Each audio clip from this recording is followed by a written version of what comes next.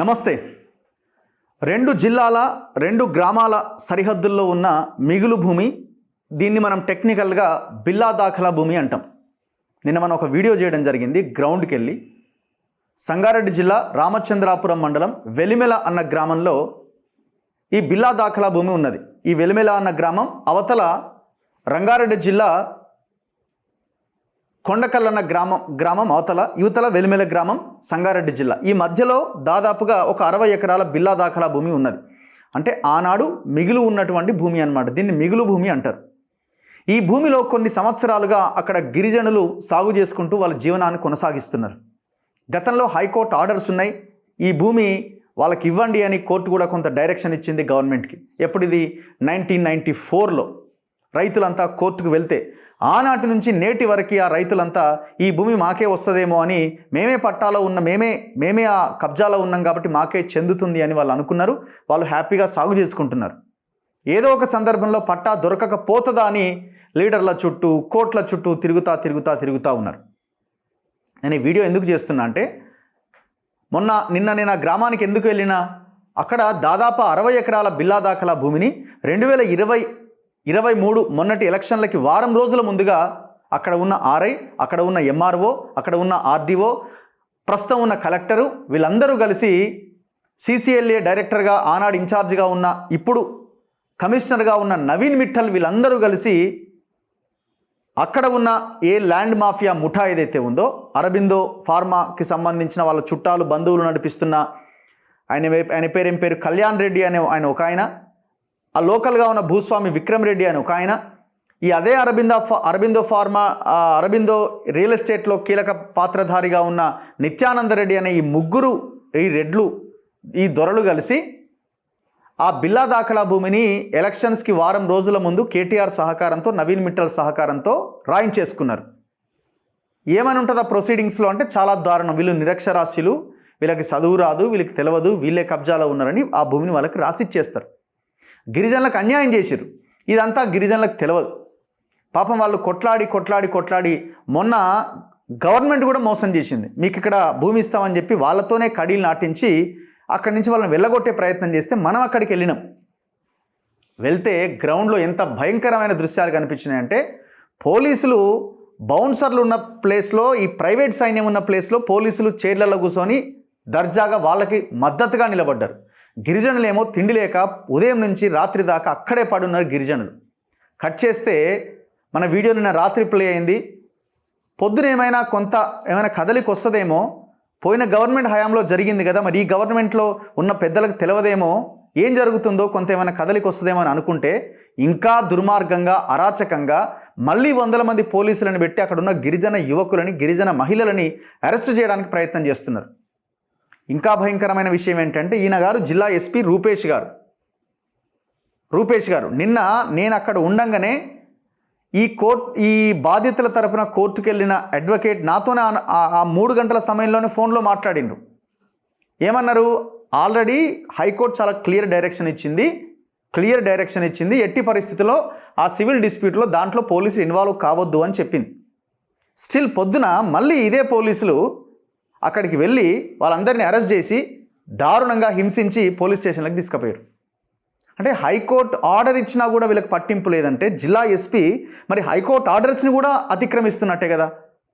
మరి ఈయనకి సపరేట్గా రాజ్యాంగం ఏమైనా ఉందా జిల్లా ఎస్పీకి? అసలు మీకు ఆ ఇష్యూ ఏమైనా తెలుసా మీకు? పోనీ ఆ గిరిజనులు ఏమైనా మీ మీద దాడి చేసిరా? అట్లానే చెప్పండి. మీ మీద ఏమన్నా దాడి చేసిరా? మీ మీద ఏమన్నా గాయాలైనాయా? అక్కడ లోకల్గా ఉన్న సిఐ కానీ మిగతా పోలీసులు ఏమంటారు, ప్రైవేట్ సైన్యం పెట్టుకోవచ్చండి, అది అరే మీరు వాళ్ళకి సపోర్ట్గా నిలబడుతున్నారు. ఎక్కడెక్కడి నుంచో వేరే హైదరాబాద్ నుంచి బౌన్సర్లను తీసుకుపోయి అక్కడ 100లాది బౌన్సర్లను పెట్టారు. ఎంత ఘోరం. హైకోర్టు ఆర్డర్ కాపీ ఉన్నది మన దగ్గర. నిన్న హైకోర్టు వీళ్ళు రిట్ పిటిషన్ వేసిర్రు. In the high court for the state of Telangana at Hyderabad, the honourable Shri justice B Vijaysen Reddy గారు, రిట్ పిటిషన్ నెంబర్ 1993 ఆఫ్ 2025. అందరూ బాధితుల గిరిజనుల పక్షాన పిటిషన్ కంప్లైంట్ చేశారు. ఎవరెవరికి? The state of Telangana principal సెక్రటరీకి వెళ్తుంది నోటీస్. ఈ order copy. The director of డీజీపీకి వెళ్ళింది, కమిషనర్ ఆఫ్ పోలీస్కి పోయింది, అసిస్టెంట్ కమిషనర్ ఆఫ్ పోలీస్కి పోయింది, డిప్యూటీ కమిషనర్ ఆఫ్ పోలీస్కి పోయింది, సూపరింటెండెంట్ ఆఫ్ పోలీస్ సంగారెడ్డికి పోయింది. మరి అదే సంగారెడ్డి ఎస్పీ రూపేష్ మరి ఎందుకు ఇంత దారుణానికి పాల్పడుతున్నాడు? ఎవరి ప్రోద్బలంతో మీరు ఈ పని చేస్తున్నారు? అరే ఓపెన్ దందా, ఓపెన్ కబ్జా, అది కనబడుతున్నది కళ్ళకు కట్టినట్టుగా. 60 ఎకరాల మిగులు భూమిని, ఆ బిల్లా దాఖలా భూమిని ఈ దుర్మార్గులంతా కలిసి కొల్లగొట్టిరు. అక్కడ రాయించేసుకున్న రాత్రికి రాత్రే. చివరికి అరే మీరు ఇన్వాల్వ్ అవ్వద్దని కోర్టు డైరెక్షన్ ఇచ్చింది క్లియర్గా ఇందులో. In the circumstances, the respondents number 8 and 9 are directed not to interfere with possession of the petitioners in respect of the land to an extent 85 acres. Survey number 632 to 643, Velimala village, Ramachandrapuram Mandal, Sangareddy district, where agriculture operations are being carried on without following due process of law. క్లియర్గా చెప్పింది. Cut చేస్తే ఇలా పొద్దున scene ఏంటంటే, అసలు వీళ్ళు మనుషులా లేకపోతే ఏమనాలయో, తెల్లారు లేవగానే పోలీసులు వచ్చారు అక్కడికి. ఇవాళ సిచ్యువేషన్, వాళ్ళ పొద్దున సిచ్యువేషన్ ఇది. ఏం చేయాలండి ఇప్పుడు? తిరగబడకపోతే ఆ గిరిజనులు ఏం చేస్తారు? మళ్ళీ మా మీద దాడులు. ఇప్పుడు లగచర్లలో జరిగిన ఇన్సిడెంట్కి దీనికి ఏమైనా తేడా ఉందా? మీరు అక్కడేమో ప్రతిపక్షాలు ఇది చేసినాయని చెప్పి అక్కడ చూపించారు, మరి ఇక్కడేం చూపిస్తారు?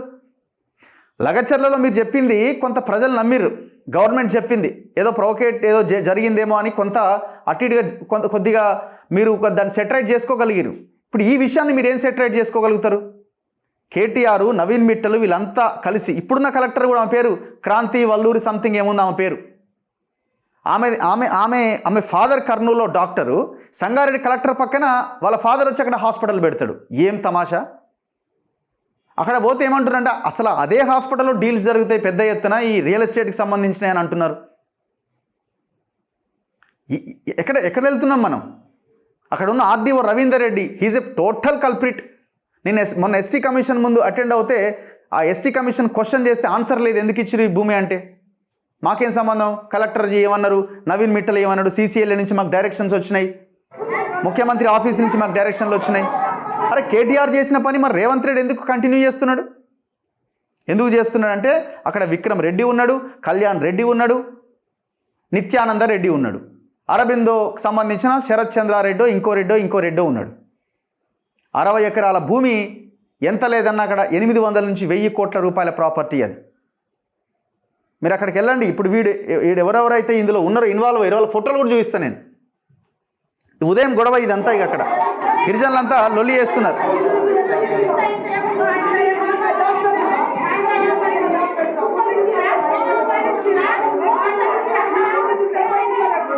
ఈ వెలిమెల మరో లగచర్ల కాకుండా చూసుకోండి. ఈ వెలిమెల మరో దిలావర్పూర్ ఇన్సిడెంట్ కాకుండా చూసుకోండి. అర్థమైందా? ఈ భూమిని కాపాడాల్సిన బాధ్యత ముఖ్యమంత్రి మీద ఉన్నది.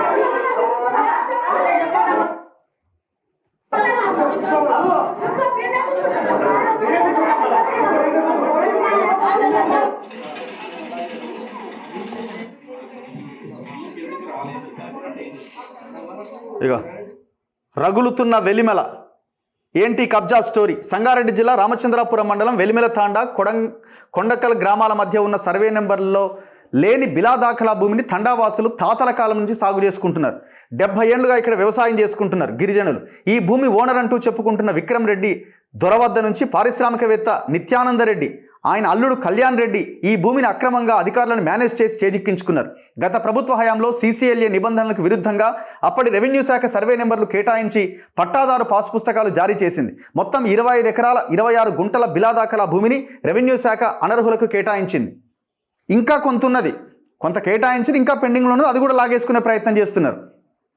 ఇప్పుడు మన దగ్గర వెరీ క్లియర్గా ఇగో ప్రొసీడింగ్స్ ఆనాడు సర్వే చేసి ప్రొసీడింగ్స్ ఇచ్చేసి వాళ్ళకి ఇచ్చేసారు భూమిని మొత్తం. ఆ ప్రొసీడింగ్ కాపీ ఇది. డేటా కరెక్షన్లో యాక్ట్ నెంబర్ 87 బేస్ చేసుకొని డేటా కరెక్షన్లో భాగంగా మొత్తం భూమిని సర్వే చేసి వాళ్ళకి అప్పచెప్పిరు అన్నట్టు. ఎంత ఫాస్ట్గా ఉంటుంది వీళ్ళ ప్రక్రియ అంటే 1994లో ఆ భూములు మాకు ఇవ్వండి అని రైతులు హైకోర్టుకి వెళ్తే హైకోర్టు డైరెక్షన్ ఇచ్చింది ఆ భూములు వాళ్ళకి ఇవ్వండి అని. అంటే వీళ్ళు ఎంత ఫాస్ట్గా ఉంటారంటే ఇది ఆనాడు హైకోర్టు ఇచ్చిన డైరెక్షన్. ఎప్పుడు ఇది డేట్? ఎప్పుడు? 1994.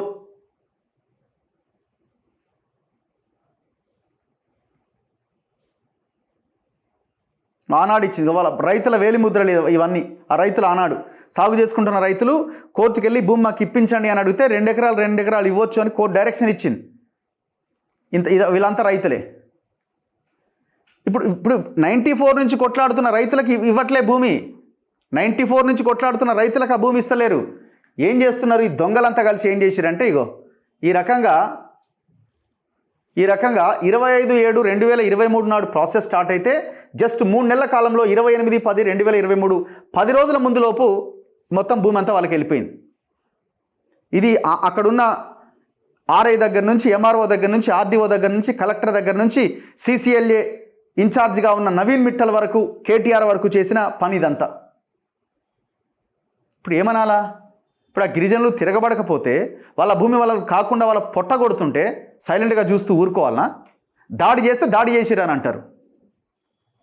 ఇప్పుడు ఇందులో కలెక్టర్ పాత్ర కూడా ఉంది. చాలా కీలకంగా ఇందులో కలెక్టర్ పాత్ర కూడా ఉంది.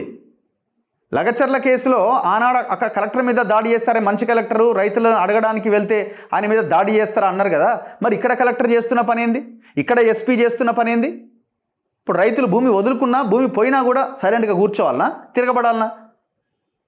ఇప్పుడు పొరపాటున వాళ్ళు ఏదన్నా రాయో రప్ప కోపంతో ఆవేశంతో అందుకొని వాళ్ళ మీద ఎత్తేస్తే, వాళ్ళ మీద వేస్తే ఇక అయిపోయి రైతులు పోయి దాడి చేస్తారా అని పెద్ద లొల్లి చేస్తారు. ఇక మరి ఏం చేయాలి? కడుపు మండిన రైతు ఏం చేయాలా? చివరికి కోర్టు డైరెక్షన్ ఉండి మీరు పోలీసులు ఇన్వాల్వ్ కావద్దు అని చెప్పినా వందలాది మంది పోలీసులు వెళ్ళి అక్కడున్న గిరిజనులను అరెస్ట్ చేస్తుంటే ఏం చేయాలా గిరిజనులు? ఒక్కసారి సొసైటీ, సమాజం, తెలంగాణ ప్రజలు ఆన్సర్ చేయాలా? ఈ గవర్నమెంట్ ఆన్సర్ చేయాలా? రేవంత్ రెడ్డి గారు మీకు ఇది కనబడట్లేదా అని అడుగుతున్నాం మేము. ఇంటెలిజెన్స్ లేదా? ఏమైంది? చచ్చిపోయిందా ఇంటెలిజెన్స్ వ్యవస్థ? మీకు రిపోర్ట్స్ వస్తలేవా అని అడుగుతున్నాం మేము. ఇంత క్లియర్గా మేము డాక్యుమెంట్స్ ముందు పెట్టి క్వశ్చన్ చేస్తున్నాం కదా. ఎట్లా ఈ 60 ఎకరాల భూమిని వాళ్ళకి రాసిస్తారు ఆ ముగ్గురికి అని? ఫోటోలు వాళ్ళవి. Who is Kalyan Reddy, who is Vikram Reddy? Kalyan Reddy ఈయన, నిత్యానంద రెడ్డి మేనల్లుడో ఏమోనట. దగ్గర వీళ్ళు ఈ పక్కనే మెఫైర్ అని ఒక వెంచర్ ఉన్నది. 3 phases ఫస్ట్ ఫేజ్ కంప్లీట్ అవుతున్నది. 60 ఎకరాల వెంచర్ ఇది. 450 విల్లాలు కడుతున్నారు అందులో. ఆ కథలంతా నాకు ఇంకా డాక్యుమెంట్స్ వస్తున్నాయి, దాని గురించి మనం తర్వాత మాట్లాడదాము. ఈయన కళ్యాణ్ రెడ్డి, ఈయన విక్రమ్ రెడ్డి లోకల్గా ఉన్న భూస్వామి. ఆయన కుటుంబ సభ్యుల పేర్ల మీద స్థానికులు చెప్తున్నారు దగ్గర 900 ఎకరాలు ఉంటుందని. వాళ్ళ చిన్న ఆయనలు, బాబాయిలు, పెద్ద ఆయనలు అంతా ఫ్యామిలీ అంతా కలిసి ఈ కుటుంబం ఆనాడు అక్కడున్న గిరిజనుల చేత, స్థానికంగా ఉన్న ఈ బలహీన వర్గాల చేత వెట్టి చాకరీ చేయించుకొని తిన్న దొంగలు వీళ్ళంతా.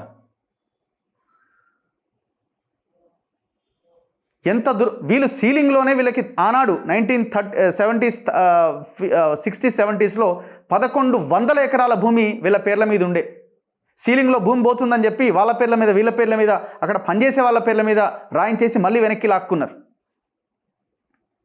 వాళ్ళు చెప్తున్నారు స్థానికులు, వీళ్ళ నాయన సమితి ప్రెసిడెంట్గా ఉంటే పన్ను కట్టలేదని వాళ్ళ ఛాతి గుండెల మీద బండలు పెట్టిరట ఆనాడు. మేము చూసినాం ఇవన్నీ అని లోకల్గా ఉన్న ఆ మైపాల్ గౌడ్ అని అక్కడ ఒక లీడర్ చెప్తున్నాడు. ఇంకా కొనసాగుతున్నది గ్రామాల్లో, ఇంకా కొనసాగుతున్నది ఈ బలహీన వర్గాల ప్రజల మీద. కనబడతలేవి గవర్నమెంట్కి. ప్రజాపాలన అంటే ఇదేనా?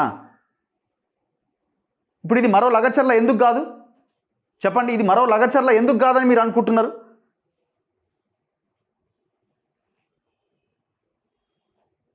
ఇగో కలెక్టర్ గారు ఈమె. మీరు ఎప్పుడో మీ ఫాదర్ గారు కర్నూలులో ఉంటే, కర్నూలులో మీ సంగారెడ్డి కలెక్టరేట్ పక్కకు వచ్చి ఆఫీస్ హాస్పిటల్ కట్టాల్సినంత సిచ్యువేషన్ ఏమొచ్చింది మేడం? ఒకసారి చెప్పండి.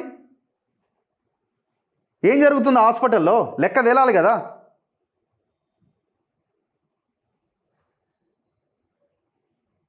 సో ఇట్లా రైతులంతా వాళ్ళ ఆందోళన కొనసాగిస్తున్నారు. సో అందుకే మేము ఏం చెప్తున్నాం అంటే ప్రభుత్వానికి అండ్ జిల్లా ఎస్పీకి ఇప్పటికైనా తప్పు తెలుసుకోండి. బౌన్సర్లకి, ఆ ప్రైవేట్ సైన్యానికి పోలీసులు మద్దతుగా నిలవడం కాదు, అక్కడున్న గిరిజనులకు మద్దతుగా నిలబడండి. అరెస్టు చేసిన, పోలీస్ స్టేషన్కి తీసుకెళ్లిన యువకులని తక్షణమే విడుదల చేయాల్సిన అవసరం ఉంది. ఆ 60 ఎకరాల బిల్లా దాఖలా భూమిని ప్రభుత్వం టేక్ ఓవర్ చేసుకొని ఏ గిరిజనులైతే సాగు చేసుకుంటున్నో ఆ గిరిజనులకు దక్కాలి. ఈ కుటుంబం పేర్ల మీద ఉన్న 100 ఎకరాల భూమిని స్వాధీనం చేసుకోవాలి. అది పేద ప్రజలకు పంచాలి. కట్టండి, డబుల్ బెడ్రూమ్లు కట్టండి, జనానికి ఇండ్లు ఇవ్వండి కట్టి ఆ ప్లేస్లో. ఎవరి కోసం అండి మీరు?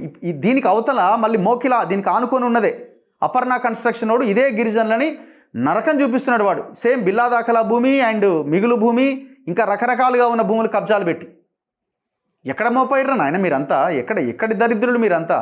ఏమి భూములు తింటారా? సస్తరా తిని? మీకు మీ పిల్లలకి తరతరాలకి ఈ ఉసురు మీకు తగలదా? ఆ కుటుంబాల ఉసురు. మరి జిల్లా ఇన్ఛార్జ్ మంత్రి సంగారెడ్డి అనగానే ఎవరు గుర్తొస్తారో? ఆడ లోకల్గా గూడెం అయిపాలెడ్డి ఉన్నాడు. ఇక ఆయన గురించి మనం చెప్పడం కూడా అనవసరం. ఈ టోటల్ ఎపిసోడ్లో ఆయన కూడా ఉండుంటాడు. ఆయన తమ్ముడు జిల్లా మంత్రి దామోదర్ రాజనరసింహ గారికి అసలు ఈ విషయమే తెలియదా సంగారెడ్డిలో ఏం జరుగుతుందో?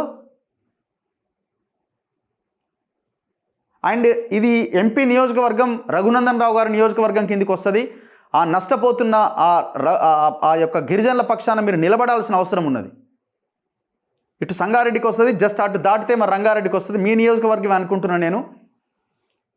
మీ నియోజకవర్గం కాకపోతే ఇటు పోతే మళ్ళీ ఇటు షేర్లింగంపల్లి ఇటన్నా రావాలి, కొండా విశ్వేశ్వరుడు. ఏదైనా బీజేపీ ఎంపీ పాలిస్తున్న నియోజకవర్గమే కాబట్టి తక్షణమే మీరు యాక్షన్ తీసుకోవాలి. ఇప్పుడు ఏమంటారట అంటే అపోజిషన్ లీడర్ల దగ్గరికి పోతే, చూడుర్రి ఎవరైనా గట్టిగా మీడియా వాళ్ళు మాట్లాడేటోళ్ళు ఉంటే వాళ్ళ దగ్గరతో మాట్లాడించరు, మనం ఏం చేస్తాం ఇలా కంటెంప్ట్ వేసుకోరి కోర్టుకు పోయి అంటురట. మాట్లాడరు వీళ్ళు. ఏ నాయకుడు మాట్లాడు. ఎందుకు మాట్లాడరు? అరబిందో, ఇక్కడ మ్యాఫైర్ రియల్ ఎస్టేట్ పెద్ద కంపెనీ, ఎవరికి ఏం ఆలోచిందో ఎవరికి తెలుసు.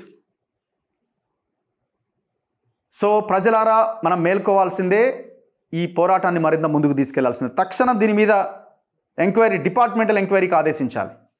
ఎవడెవడైతే ఇందులో ఆర్ఐ దగ్గర నుంచి కలెక్టరు నవీన్ మిట్టల్ వరకు దొంగలు ఇందులో ఎవరెవరైతే ఉన్నారో వాళ్ళందరి మీద చట్టపరమైన చర్యలు తీసుకోవాలి ఎంక్వైరీకి ఆదేశించి తక్షణమే. చూస్తూనే ఉండండి మన తొలి వెలుగు.